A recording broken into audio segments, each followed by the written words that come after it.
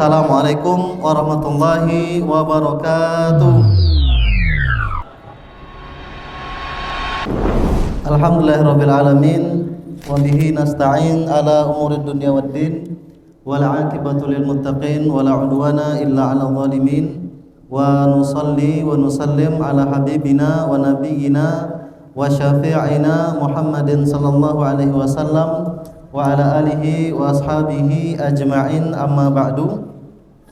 Fa ya ayyuhal hadirun al-kurama, insyaallah pada kesempatan kali ini marilah kita bersama-sama untuk senantiasa bersyukur kepada Allah Subhanahu wa taala atas segala macam nikmat dan karunia yang telah Allah berikan kepada kita.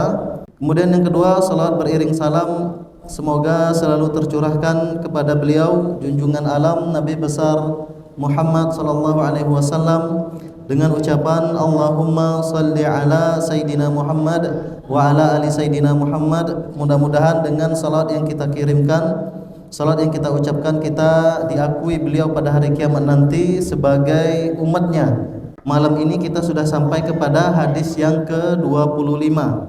Bunyi hadisnya, Al-hadis al-khamis wal 'ishrun an Abi Dzarrin radhiyallahu anhu aidan anna unasan min ashabi Rasulillah sallallahu alaihi wasallam qalu lin nabiy sallallahu alaihi wasallam ya Rasulullah dhahaba ahlud duthur bil ujur yusalluna kama nusalli wa yasumuna kama nasum wa yatasaddaquna bi fuduli amwalihim qala awalaysa qad ja'alallahu lakum ma tasaddaqun inna bikulli tasbihatin sadaqah wa kulli takbiratin sadaqah wa kulli tahmidatin sadaqah wa kulli tahlilatin sadaqah wa amrun bil ma'ruf sadaqah wa nahyun 'anil munkar sadaqah wa fi bud'i ahadikum sadaqah. Qalu ya Rasulullah ayati ahaduna syahwatahu wa yakunu lahu fiha ajrun qala ara'aytum law wada'aha fi haram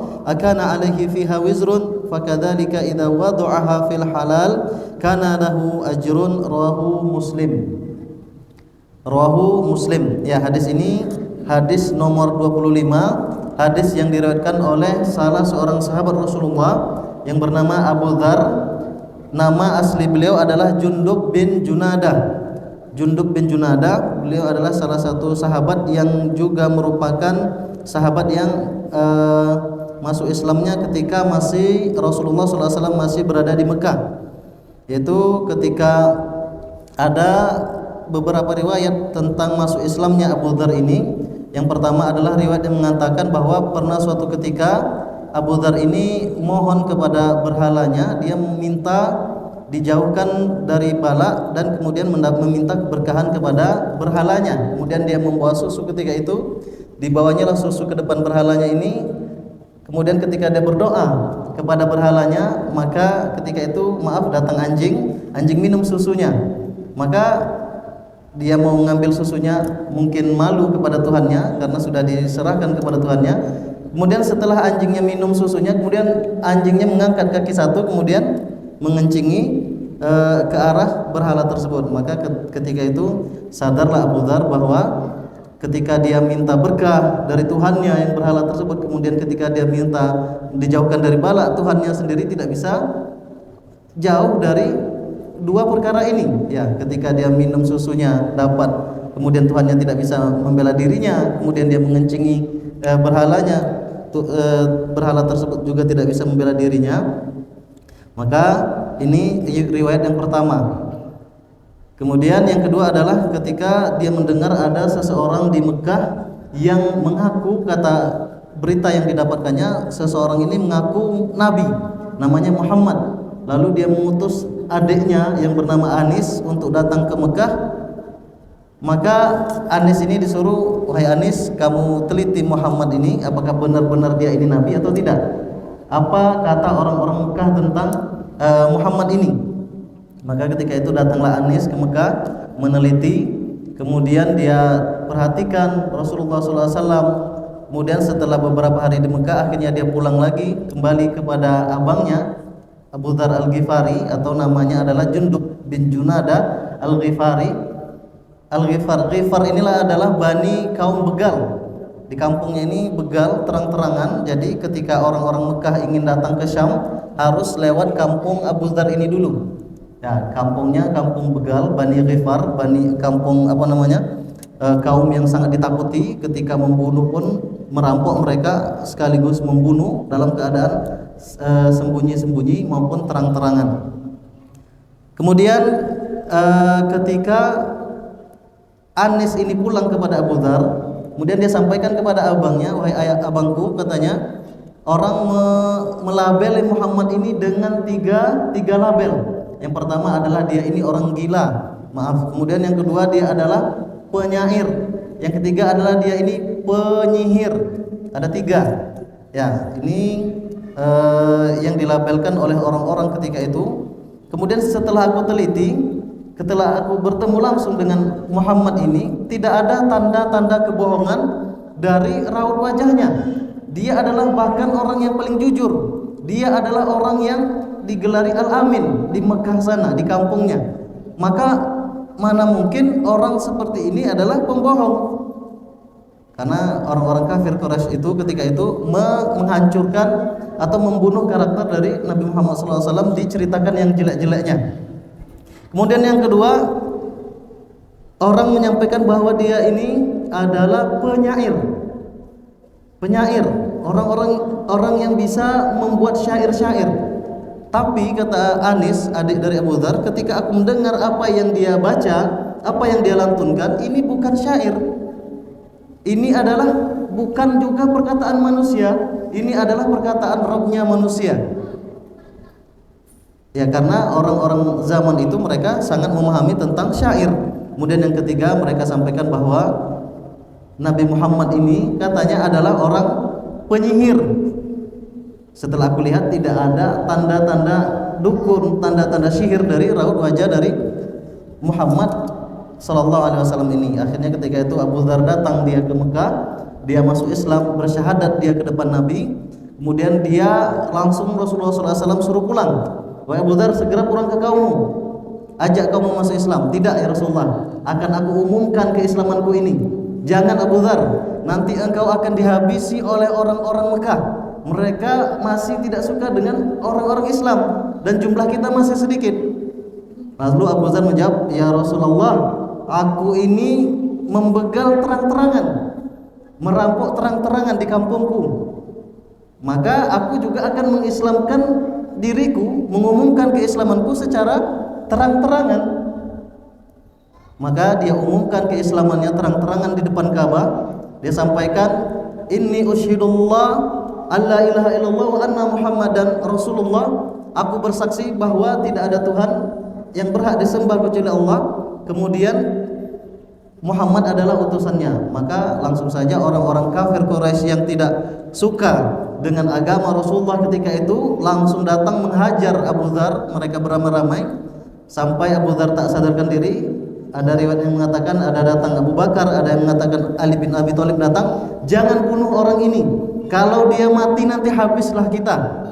Karena kampungnya adalah kampung yang akan kita lewati ketika kita akan berdagang ke negeri Syam. Akan dihabisi kita nanti. Akhirnya Abu Dzar tidak mati, dia dibiarkan. Kemudian dia berhasil kembali ke kampungnya dalam keadaan selamat.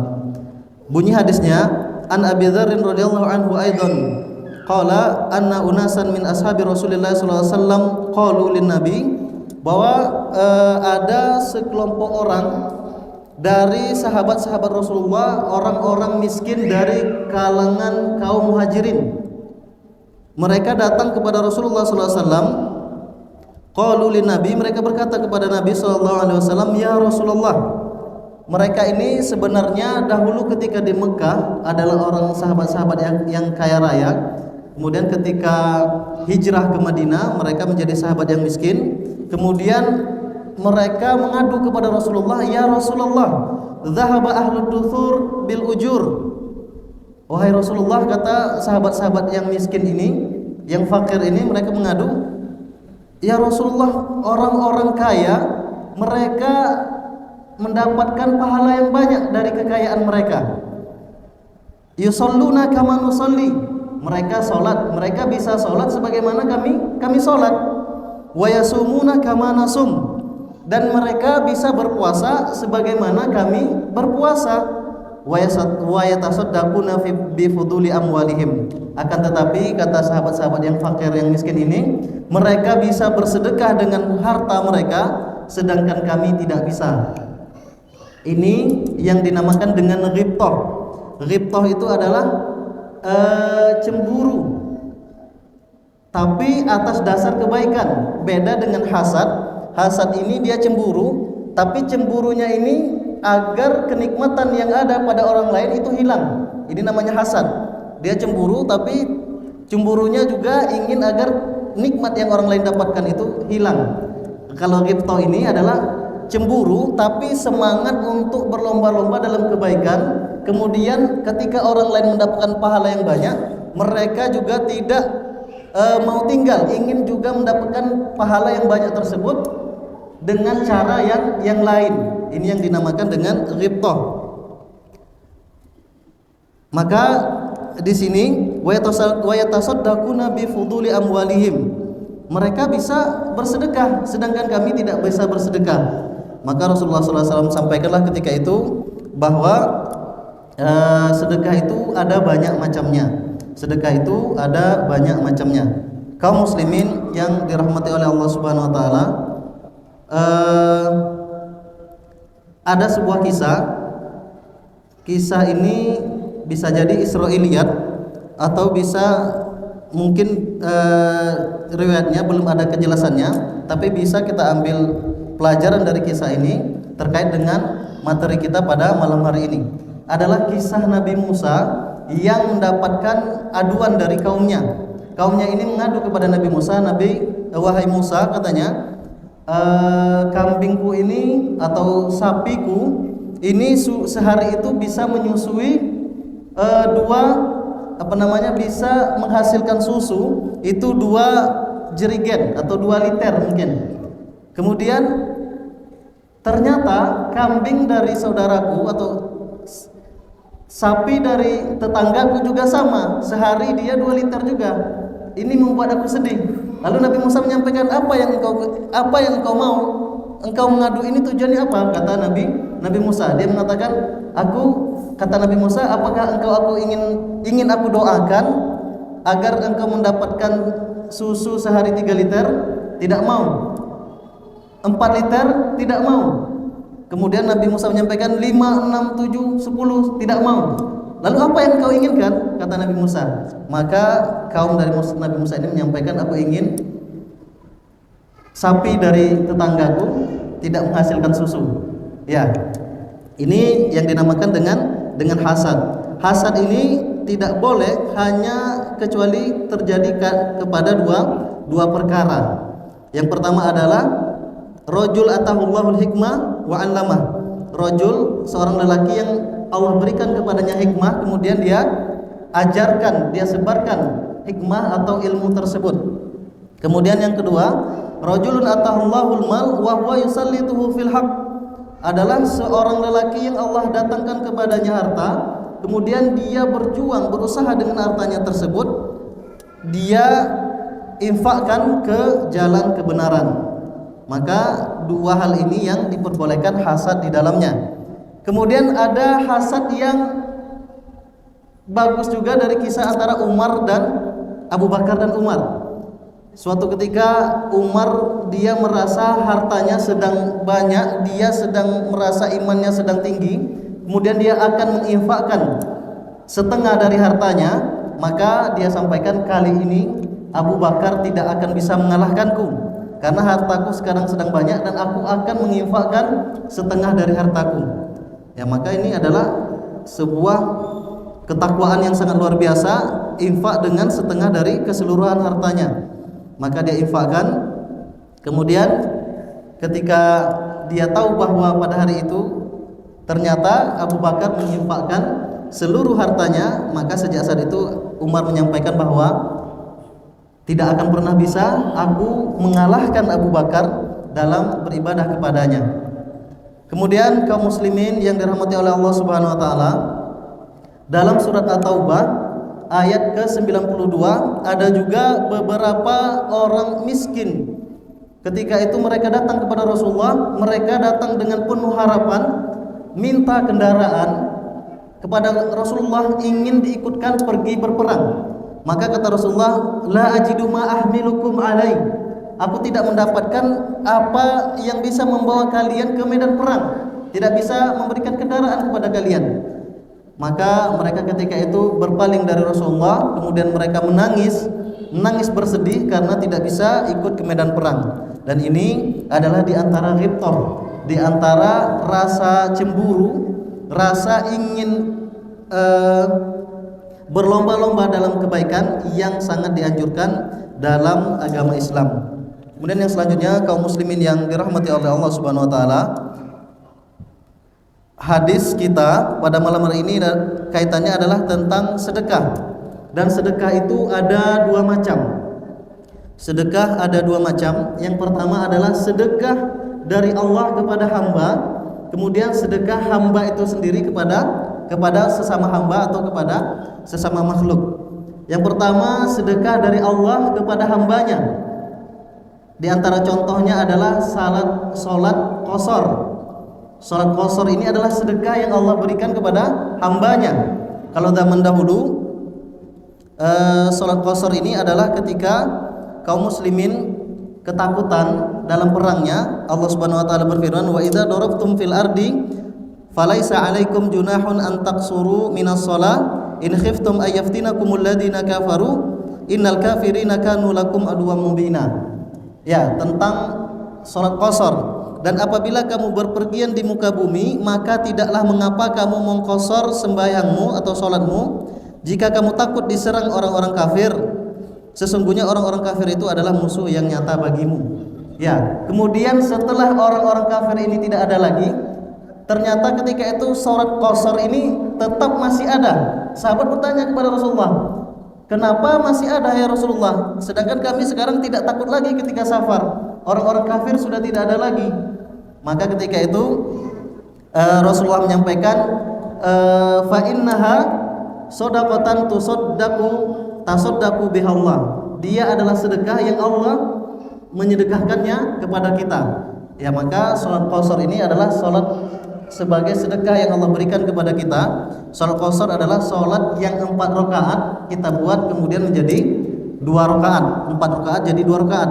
Yang bisa kita praktekkan kalau dalam mazhab Syafi'i adalah ketika sudah menempuh perjalanan selama sepanjang 2 marhalah atau 80 kilo atau 83 kilo.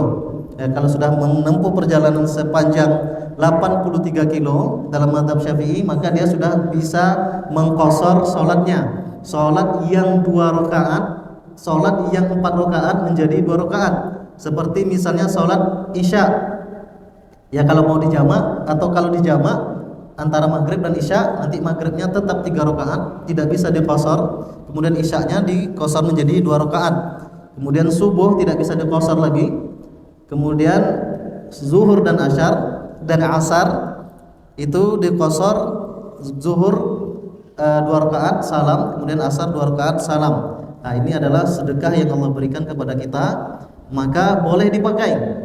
Dan itu bukan sebuah kewajiban, sedekah saja yang Allah berikan kepada kita. Kalau kita mau di safar itu sholatnya lengkap, nggak mau misalnya nggak tenang hatinya katanya, saya nggak rasa mengganjal kalau sholat qashar ini nggak ada ketenangan, saya mau lengkap sajalah, walaupun perjalanan jauh, saya tetap sholatnya 4 rakaat, zuhur 4 rakaat, asar 4 rakaat. Ya, maka itu boleh-boleh saja dia perjalanan jauh tetap 4 rakaat.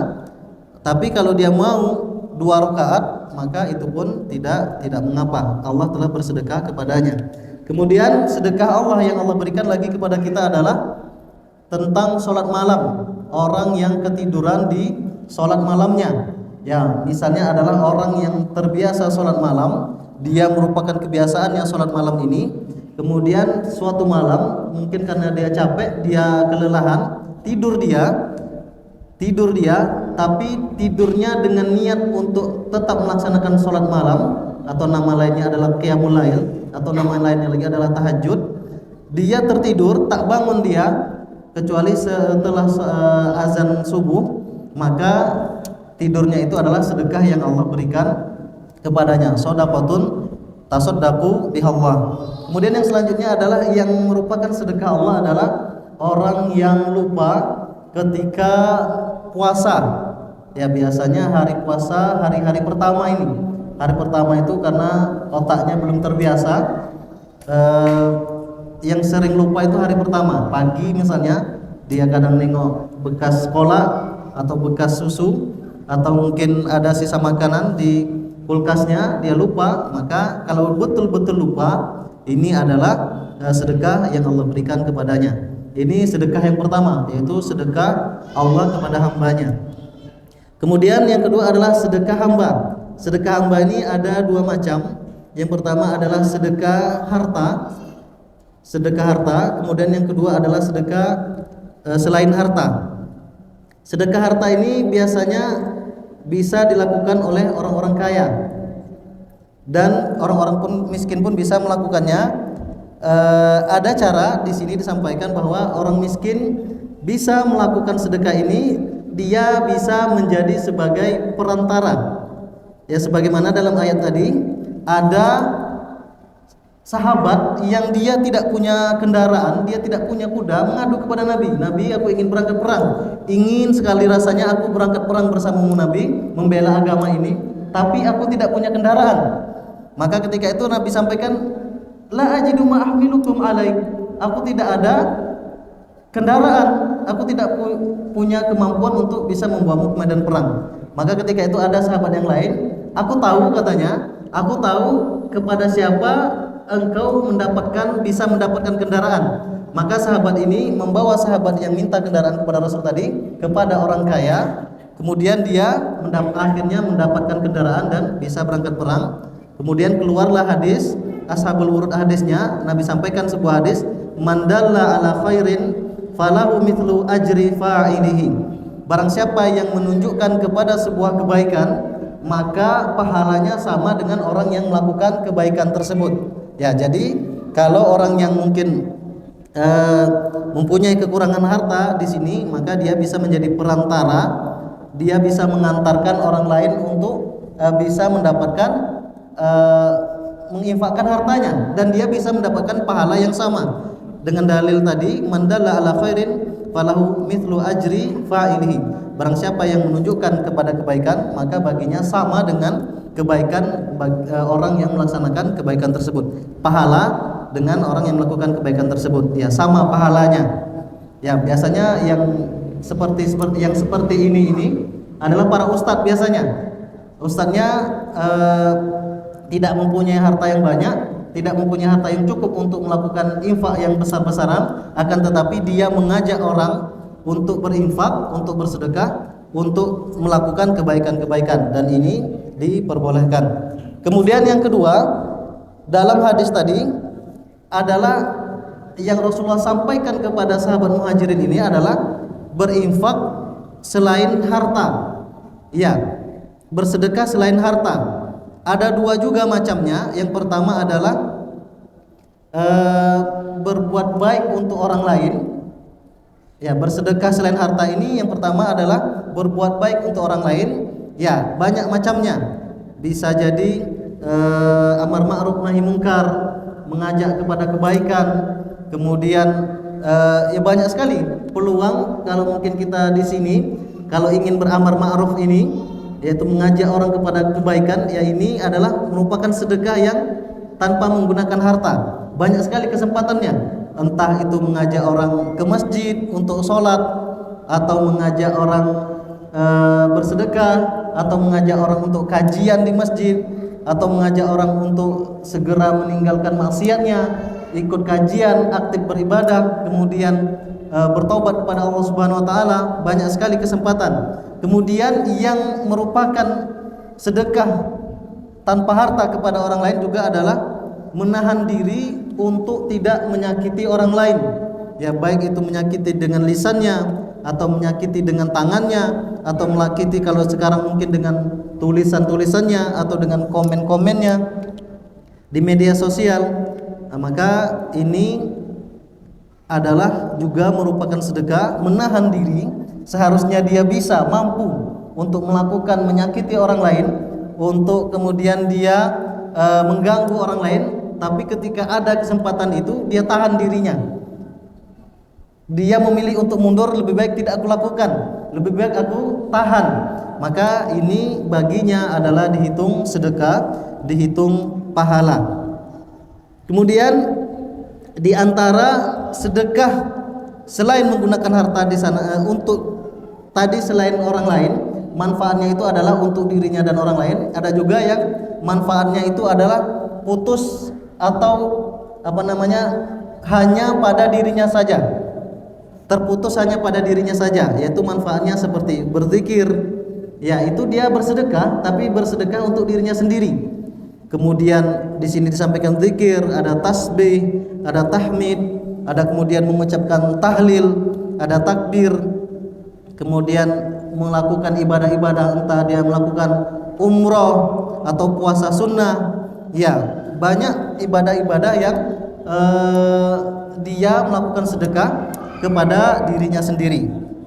Kaum muslimin yang dirahmati oleh Allah Subhanahu wa taala, wa kullu ma'rufin shadaqah, dan kaidah umumnya setiap kebaikan yang kita lakukan itu adalah sedekah. Ya, misalnya yang lain adalah kemudian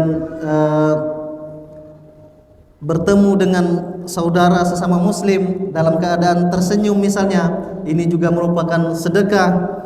Kemudian mengajarkan kebaikan atau menghilangkan duri di jalan, itu juga merupakan sedekah. Ya, zikir ini bisa kita lakukan pagi misalnya. Pagi itu ada namanya zikir pagi, kemudian sore zikir sore. Ketika kita lakukan bersedekah dengan diri kita sendiri, mendapatkan manfaat yang banyak dari zikir. Kemudian dari pertemuan-pertemuan yang sebelumnya juga sudah kita bahas bahwa zikir itu akan memberikan kemudahan, keringanan bagi seorang hamba untuk beribadah kepadanya. Maka ya ini adalah bentuk ibadah-ibadah yang Allah anjurkan bagi kita untuk bersedekah di dalamnya. Di antara zikir yang kadang dia lebih afdal daripada sedekah itu sendiri adalah Rasulullah SAW bersabda, barang siapa man qala, kata Rasulullah, barang siapa membaca la ilaha illallah, la ilaha illallah wahdahu la syarikalah, lahul mulku wa lahul hamdu wa huwa ala kulli syai'in qadir, atau ada yang menyampaikan yuhyi wa yumitu wa huwa ala kulli syai'in qadir fi mi'ata marrah, 100 kali dalam paginya, maka dia sama seperti memerdekakan 10 budak. Ya, sama dengan memerdekakan 10 budak, dan dia akan dilindungi dari gangguan setan sepanjang hari itu. Dari subuh dia berzikir membaca la ilaha illallah wahdahu la syarikalah, lahul mulku lahul hamdu yuhyi wa yumitu wa huwa ala kulli syai'in qadir, dia baca 100 kali, maka dia seperti memerdekakan 10 orang budak, dan dia tidak akan diganggu, digoda oleh setan, dirasuki oleh jin selama dia membaca itu sampai sholat asar. Nanti ketika dia sholat asar membaca zikir tersebut, maka dia akan dilindungi oleh Allah Subhanahu wa taala sampai sholat subuh.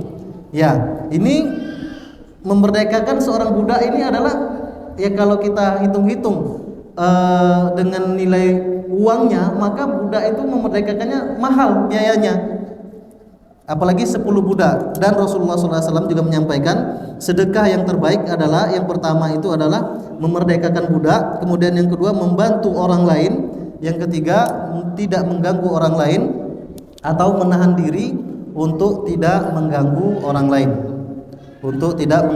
orang lain, Ya, ini diantara macam-macam sedekahnya. Maka sahabat yang mendengar ini mereka senang. Alhamdulillah, kata mereka, ternyata ada sedekah yang tidak harus menggunakan harta. Ada sedekah yang bentuknya lain, ya, dengan berzikir tadi, atau dengan membantu orang lain, mengucapkan kalimat-kalimat tasbih, tahmid, tahlil, takbir. Ini tidak menggunakan harta. Maka kabar ini menjadi gempar, menjadi viral ketika itu di kalangan sahabat. Dan akhirnya orang-orang kaya yang ada di Madinah tahu tentang perkara ini, dan akhirnya mereka pun mengamalkan apa yang orang miskin amalkan ini. Mereka amalkan semuanya. Maka ketika itu sahabat-sahabat yang miskin ini datang lagi kepada Rasulullah mengadukan, ya Rasulullah, ya sekali ini kami sudah kalah betul sama orang-orang kaya. Mereka berpuasa sebagaimana kami puasa, mereka bersolat sebagaimana kami solat. Dan kemarin engkau telah mengajarkan zikir kepada kami, telah mengajarkan ternyata ada sedekah yang tanpa menggunakan harta, dan sekarang mereka sudah tahu, mereka pun mengamalkannya. Dan lagi-lagi kali ini kami tidak bisa menanding mereka dengan mereka berinfak dengan harta mereka. Maka Rasulullah sampaikan ketika itu, dzalika fadlullahi yu'tihi may yasha. Maka itu adalah karunia Allah yang Allah berikan kepada siapa saja yang Dia kehendaki. Kepada siapa saja yang Dia kehendaki. Maka kaum muslimin yang dirahmati oleh Allah Subhanahu wa taala, apakah ketika kita bersedekah atau ketika kita melakukan kebaikan-kebaikan tadi, apakah di dalamnya ada niat untuk bersedekah atau tidak perlu ada niat? Karena Nabi menyampaikan dalam hadis yang lain, ma min muslim yaghrisu gharsan illa ma ukila minhu shadaqatan wa suriqa minhu shadaqatan atau shadaqatun wa ma akala sab'u minhu shadaqatun wa ma akala tayru shadaqatan. Maka kata Nabi, tidaklah seseorang kemudian dia menanam sebuah pohon, kemudian buah dari pohon itu kemudian dimakan, itu akan menjadi sedekah, kecuali itu akan menjadi sedekah. Kemudian dicuri, itu akan menjadi sedekah. Kemudian apa yang dimakan binatang buas itu menjadi sedekah. Apa yang dimakan oleh burung itu semuanya akan menjadi sedekah. Ini pendapat yang pertama, yaitu setiap kebaikan-kebaikan yang kita lakukan itu tidak perlu niat sedekah di dalamnya, maka sudah otomatis itu menjadi sedekah. Pendapat yang pertama berdalil dengan hadis yang tadi, yaitu tidaklah seseorang menanam sebuah pohon yang berbuah, kecuali pohon tersebut kemudian dimakan burung, dicuri orang lain, dimakan hewan buas, kecuali itu menjadi sedekah baginya. Kemudian pendapat yang lain dari beliau Ibnu Rajab Al-Hambali, beliau menyampaikan tidak, semua yang kita lakukan dari kebaikan itu semua harus ada niat untuk kita bersedekah di dalamnya. Misalnya kita menanam pohon, nanti kita niat menanam pohon ini, ya biasanya menanam pohon ini tidak kemudian hasilnya untuk kita. Kalau zaman dahulu adalah pohon-pohon yang ditanam oleh nenek moyang kita, kemudian kita yang baru bisa memetik hasilnya. Misalnya kalau di sini ada durian misalnya, durian itu adalah yang ditanam oleh datuk-datuk atau nenek-nenek kita. Mereka yang menanam, kemudian kita yang menikmati. Maka tidaklah, kata Ibnu Rajab Al-Hambali, tidaklah seseorang menanam sebuah pohon kemudian berbuah, dia harus ada niat di dalamnya sedekah. Entah itu ketika dicuri orang, entah itu ketika dimakan burung, dimakan binatang buas, ada niat sedekah di dalamnya. Sebagaimana dalilnya, pakai dalil yang lain lagi, innamal a'malu binniyat. Sesungguhnya setiap amal itu tergantung kepada niatnya. Kemudian yang selanjutnya kita lanjutkan hadisnya. Rasulullah sampaikan, wa kulli tahlilatin shadaqah wa amrun bil ma'rufi shadaqah wa nahyun an munkar shadaqah. Beramar ma'ruf, mengajak orang kepada kebaikan, kata Rasulullah, itu adalah sedekah. Ya, banyak sekali pintu ini dibukakan oleh Allah Subhanahu wa taala di depan kita, di tempat kita saat sekarang ini, mengajak orang, menghasung atau menghimbau orang untuk melakukan kebaikan. Kemudian melarang dari kemungkaran, ini juga merupakan sedekah. Ya, misalnya ada orang melakukan maksiat, entah itu terang-terangan atau dia sembunyi-sembunyi, tahu oleh kita, maka Rasulullah menyampaikan kepada kita ini adalah sedekah. Dalam riwayat yang lain Rasulullah sampaikan, man ra'a minkum munkaran, siapa yang melihat kemungkaran, falyughayyirhu biyadihi, maka hendaklah dia mengubah dengan tangannya. Fa in lam yastati fa bilisanihi, jika tidak maka hendaklah dengan mulutnya, dengan lisannya. Dan jika tidak bisa juga dia dengan mulut, dengan tangannya enggak bisa, maka fa in lam yastati fa biqalbihi, maka hendaklah dia mengingkari kemaksiatan tersebut dengan hatinya. Wa dzalika ad'aful iman, dan mengingkari dengan hati ini adalah selemah-lemah iman. Kemudian wa fi bud'i ahadikum shadaqah, dan ketika berhubungan suami istri itu adalah sedekah. Maaf. Kemudian qalu ya Rasulullah ayati ahaduna syahwatahu wa yakuna lahu fiha ajrun. Sahabat bertanya keheranan. Biasanya kan sedekah ini adalah sesuatu yang melelahkan, sesuatu yang tidak mengenakkan, ada pengorbanan di sana. Kemudian tiba-tiba dalam hadis ini Rasulullah menyampaikan di sini wa fi bud'i ahadikum shadaqah, yaitu ketika berhubungan dengan istrinya, berhubungan suami istri, itu juga merupakan sedekah. Maka sahabat ketika itu keheranan dan mereka bertanya, qalu ya Rasulullah ayati ahaduna syahwatahu wa yakunu lahu fiha ajrun, apakah ketika kami, salah satu di antara kami datang syahwatnya, kemudian dia datang kepada istrinya, apakah itu dihitung sebagai pahala? Maka kata Rasulullah memberikan permisalan kepada para sahabat, ara'aitum law wada'aha fi haram akana alaihi fiha wizrun. Bagaimana menurut kalian ketika dia melakukannya dengan cara yang haram, bukankah mereka atau bukankah dia juga akan mendapatkan dosa? Maka begitu juga ketika dia melakukannya dengan cara yang halal, maka baginya adalah pahala. Ya, ini yang Rasulullah sampaikan kepada para sahabat. Hadis ini diriwayatkan oleh Imam Muslim. Ya, ini hadis kita, pembahasan kita pada malam hari ini, yaitu tentang berbagai macam sedekah. Ternyata memang sedekah itu tidak hanya melalui harta saja, dan melalui non harta pun, tidak melalui harta, ada juga banyak macam-macam sedekah yang bisa kita lakukan, yang bisa memberikan dampak juga kepada kaum muslimin dan muslimat.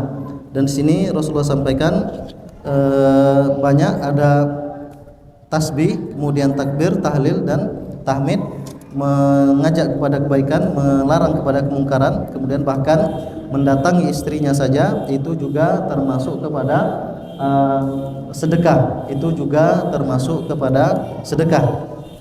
Dan kemudian tadi berdasarkan hadis tadi, apakah ketika kita bahkan melakukan hubungan antara suami istri, apakah harus pakai niat atau tidak? Maka di sini juga ada dua pendapat tadi, ada yang mengatakan tidak perlu pakai niat, ada yang mengatakan pakai niat. Dan di antara niat ketika mungkin di sini disampaikan dalam hadis ini, dalam syarahnya, yaitu niat misalnya ketika berhubungan antara suami istri, yaitu yang pertama adalah niat menjaga diri dari berbagai macam kemaksiatan, dari berbagai macam kemungkaran yang pertama. Kemudian niat yang kedua adalah menyenangkan diri, kemudian menyenangkan istri. Kemudian yang ketiga menunaikan hak tubuh. Karena Rasulullah dalam riwayat yang lain menyampaikan, wali jasadika alaika hak, dan untuk dirimu ada haknya yang harus kau penuhi untuk tubuhmu. Dan yang lainnya lagi adalah la khairu fi katsirin min najwahum illa man amara bi shadaqatin au ma'rufin au islahim bainan nas. Ya, tidak ada kebaikan dari ucapan mereka kecuali orang yang mengajak kepada sedekah, kemudian orang yang mengajak kepada kebaikan, kemudian orang yang mendamaikan dua orang yang berselisih. Ini mungkin kajian kita pada malam hari ini, yaitu tentang hadis ke-25. Mudah-mudahan bermanfaat. Ini yang dapat kami sampaikan. Sebelum kami akhiri, mungkin kalau ada yang mau didiskusikan, ditanyakan, kami persilakan. Masih ada 2 menitan lagi.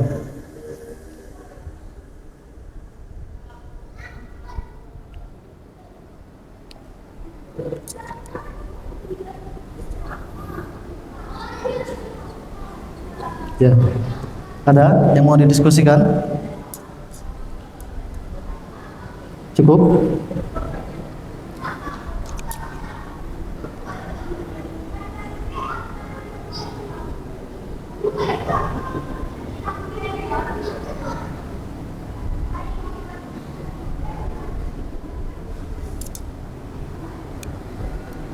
Sudah? Masih ada 3 menit. Ya, 3 menit.